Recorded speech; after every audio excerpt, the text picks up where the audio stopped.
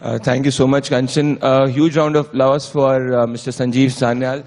And I would like to thank him for taking out time for India's biggest economic and political conclave. So Mr. Sanjeev Sanyal needs no introduction. He is the member of the Prime Minister's Economic Advisory Council. So thank you so much, Mr. Sanyal, for taking out time.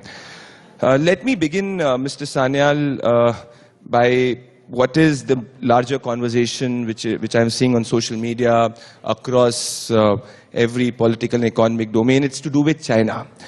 Now, Mr. Sanyal, I very well remember that during the time of COVID, there were two models which were generally the talk of the town globally. One was what China was following, which was a zero-COVID policy.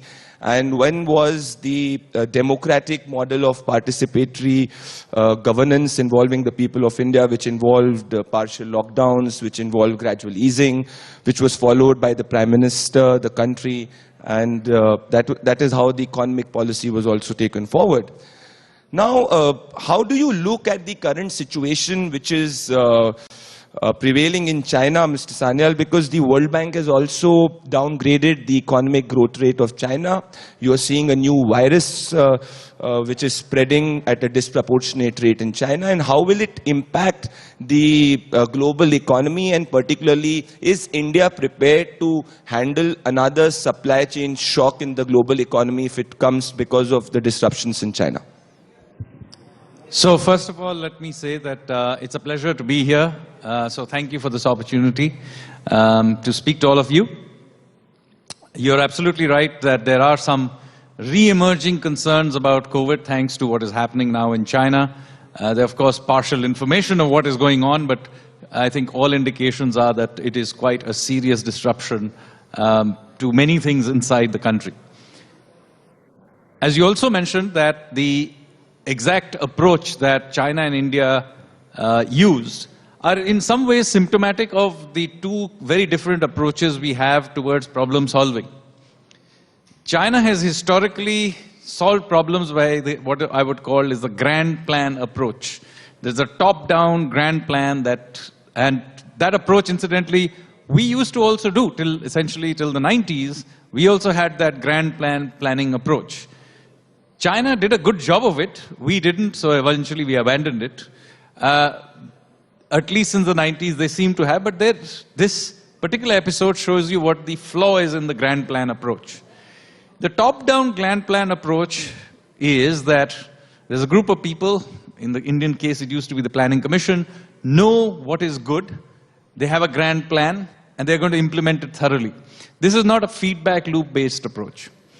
Our approach, and we explicitly used it during the COVID period, we are telling, is that, look, we are dealing with an evolving, uncertain situation. The strategy is not to have a grand plan and no. Now, that is sometimes very disconcerting to people. Oh, my God, they don't have a grand plan. We don't. It's an evolving situation. We told you right there. What you do is you hedge for the worst case outcomes. For example, using a temporary lockdown, for example. But then basically what you do, you use a feedback loop and adjust to things as they evolve. Something I've said in even the height of COVID, we were trying to explain this. Now, in the short run, it looks much more chaotic because you are repeatedly changing direction. But as I hope people now appreciate, in the longer run, your ability to deal with evolving situations more flexibly will win out over the grand plan. But in the end, unless you just happen to be very, very lucky, that grand plan effectively will not be able to deal with all kinds of evolving things that may turn out to be. And I think China's zero COVID policy is a good example of what happens when the grand plan comes unstuck. Our approach of feedback loops and flexibility, on the other hand, looks somewhat disorganized in the beginning, but as it sort of gathers pace, we have shown you that in the longer run is just vastly superior. Now, this doesn't mean that it's all over. The fact of the matter is, there is something happening now in China. Yet again, we have incomplete or very little information coming out of what exactly is happening, either from the Chinese authorities or from WHO. The best information we do have is that this is an existing variant, but of course that may not be true. So we need to be very careful. In case that turns out to be a new variant, then obviously we will have to see what happens. But our best guess at this point is that it is an existing variant, in which case our existing vaccines and our existing natural immunity is perhaps good enough. We don't know. But there is no question that we need to be very, very careful, keep our eyes open. Obviously, there are issues now that we will face as far as direct contact is concerned, particularly with international travel. We don't have too much direct flights, but people will come through third-party, third-country sources. So we do need to have a heightened level of awareness in our airports. So as things are, yet again, we will deal with this flexibly, deal with it through a feedback loop and keeping our eyes open. And let me assure you that the Indian government is fully cognizant of what could be a risk, and we will respond as necessary. And you have already heard that we are already, taking meetings and regularly monitoring the situation. Mr. Sanyal, I've been, closely following you. You've always been very optimistic on the Indian economy. At the same time, you've also been very pragmatic. Now, in one of your interviews, you've said that this time India is very well prepared on the supply side to even grow at more than 9%. But at this moment, 6 and 6.5% growth rate is also, considering the global scenario, significantly strong growth rate. Now, my question to you is that, again, coming on the China question, with the vulnerabilities attached to China, do we expect that the 9% target, which is definitely possible in the near future, is that over-optimistic? And also, when you talk about India is prepared from the supply side, in fact, you've said that you need an open road to grow at more than 9%. What are the bottlenecks to that open road? And how has the supply side preparedness changed now vis-a-vis, say, a few years back in the earlier regime? So, yet again, let me delineate how our entire economic management is fundamentally different from what rest of the world did, and more importantly, many US-based economists wanted us to do. It may have been clear throughout this that we are effectively supply-side economists, and we are macroeconomic conservatives. So throughout that entire episode of the COVID shock, what did we continue doing? Worst of all, we never lost control of macroeconomic stability. So even when there was a lot of pressure to go out there, splurge on the monetary and fiscal side, we retained certain amount of restraint. Instead, what we did is that we kept investing on our supply side. Now, this is not something we suddenly began doing. Even before the COVID crisis, we were doing painful reforms which needed to be done. So, introduction of GST, for example, it's a framework reform that had to be done at some point. We did it. Insolvency and bankruptcy code and the consequent cleaning up of the banking system, the imposition of a inflation targeting framework, and so on and so forth. So, we were building the framework for a supply side improvement in the economy. We kept that up, even in the middle of all the COVID confusion, crisis, etc. You look at the large numbers of sectors that we liberalized during COVID: space, drones, geospatial sector, and so on and so forth. We privatized Air India. So our consistent effort to keep improving the flexibility of the economy has been a consistent feature. Now, why were we doing this? We were doing this because our view has always been that the post-COVID world is not merely a reinvention or re-inflation of the pre-COVID world. That is the view of the demand walas. We supply walas always think that, look, the future is going to have a different universe. It's not a tire that has just got air pushed out and you need to bump it up. No, it's a different tire. Now, this world will have its own geopolitics, its own technologies, its own supply chains, its own consumer behavior. I have no way of predicting this. So what you do is you invest into creating flexibility in the economy. And the result of that is that the cumulative effect of all these reforms is that our economy is now radically more efficient, productive and competitive than it has ever been. Our banking system is cleaned up. Remember how it was 4 or 5 years ago? If we had gone to the crisis with that banking system, we would have had a financial crisis. We didn't. Our banks are actually better off today than they were actually, ironically, before the crisis, despite all the problems. Absolutely. Then the infrastructure. We have kept investing in infrastructure. I apologize to some of you who live in cities like Mumbai, which are half dug up. But believe me, many of those great projects are coming on stream in the next 24 months. Delhi will have a swanking new airport just east to us in, I think, 36, 40 months' time. It'll be a really cool airport, believe me. And so on and so forth. We have kept up that effort, and the result is that our supply side of the economy is now, and as you just mentioned, I think capable of doing 9% on a sustained basis.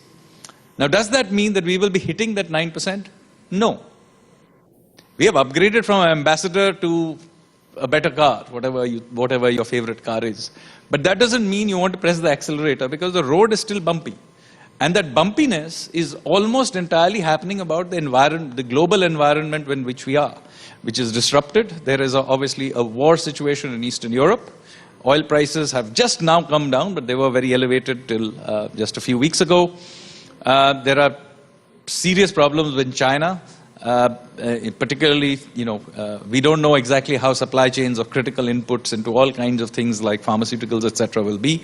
So there are all kinds of problems, no doubt about it. So should we be pressing the accelerator now to grow it at 9%? Answer is no. Because if we attempted to do it, what would happen is that the growth in our imports would simply outstrip the ability of our exports to keep up.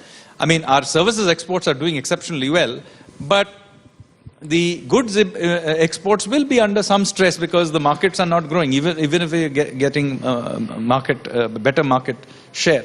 So, in order not to overheat the system, it is not a good idea to, in my view, to push the accelerator now.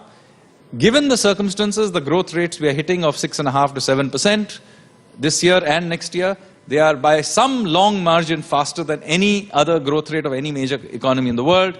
I think we should be satisfied with that. This is about compounding growth, not about managing to spike growth in any one year. Keep this going, and a time will come where we will get an open road, like we did, for example, between 2002 and 2007.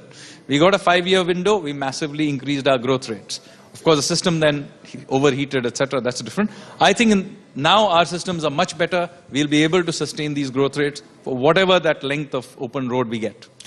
Mr. Sanyal, one constant, I would say, a critique, now whether that's a genuine critique or not, but a critique has been that when you grow at more than 6.5%, or even say long-term 9%, will it be or is it inclusive in nature? Now, your former counterpart, Mr. Rajan, has been using this word called inclusive growth. Now, when I look at 6.5% right now, for a layman on the ground, the question is this inclusive in nature? And how do you look at the critique of growth not being inclusive that comes across every now and then? So, first of all, be very clear that growth is a necessary condition. It may not be sufficient, but it's a necessary condition for removing poverty. Otherwise, what we will get is just a redistribution of poverty. And unfortunately, we spend so much of our energy since 1947 till recent, maybe the last decade, in spending our time, somehow trying to see ways in which we can redistribute poverty. It's largely a waste of time. We need to have growth in order to have the wealth to distribute. So, first of all, never lose sight of the fact that you see, at $2,400 per capita, where we are at today, after all this growth, this is where we have reached. This is still just too poor to redistribute. Absolutely. So, we have to grow. Now, that growth will, of course, some amount of trickle down will happen, naturally, because it will create jobs and so on. That does not mean this trickle down does not need to be aided. And so here comes the sufficient condition part. Here, there are two parts to it. One is that you need to create certain kinds of safety nets for shocks. And you will see that during the COVID crisis, we did that. For example, making food available for 800 million people for free. Not every one of them turned up to ask for rations, but it was available. So one is the safety net aspect. But there are a large number of directed, targeted interventions that we have done, whether it is cooking gas, or it is now water or toilets and so on. These are directed, or Pradhan Mantri Awas Yojana. All these are directed, targeted interventions to simply shift people out into a slightly different orbit so that they can begin to get into the virtuous cycle where they benefit from the growth. So we are fully cognizant of the fact that a helping hand is needed. So yes, you do need to talk about growth, and you do need to talk about creating those channels for letting a larger section of society be included in that growth. Absolutely correct. But I think the problem with many of those who claim to be talking about inclusive growth and so on, is that they throw the baby out with the bathwater, that then it becomes somehow that growth itself is not to be aspired for. I'm sorry. You need the growth, first of all, in order to be, this is what generates the revenues, so for us to spend on various social schemes. This is what creates the jobs, and even in the first instance, that allows much of this to poverty reduction to happen. So let me end by saying, inclusive growth is absolutely critical, but do remember that the growth is the driving force here, and yes, we have to intervene to make sure it is more inclusive. And I don't think anybody will fault this government for having gone out there and done these vast number of schemes. I mentioned a whole bunch of them, from cooking gas to toilets to Awas Yojana to whatever else you want to focus on. There is absolutely a great amount of emphasis in doing these redistribution schemes, and they have been very, very successful. Mr. Sanyal, when you look at these growth projections, long-term growth projections, another worrying aspect is inflation. Now, why do I say so is because you rightly mentioned that there are a lot of geopolitical global vulnerabilities which are attached. We do not know how the world will be in the next 1 year. So for a common man, is the government at this moment very cognizant of keeping the inflation in the bracket where it does not go beyond proportion? And how is the government looking at the inflation target vis-a-vis growth, particularly as you start growing at a larger, say 6.5%? How are you looking at keeping inflation within the bracket where it does not go beyond a particular limit? So, as I said right in the beginning, we are macroeconomic conservatives. It is this government that introduced the inflation targeting framework. Do remember that before we put this in, India is not a high inflation country in the sense, say, Argentina is a high inflation country or Turkey is a high inflation country. But we were a high-ish inflation country where inflation systematically used to be in the 8 to 12% range. Since the introduction of the inflation targeting framework, this has been pulled down for the most part in the 4 to 6% range, which is the target.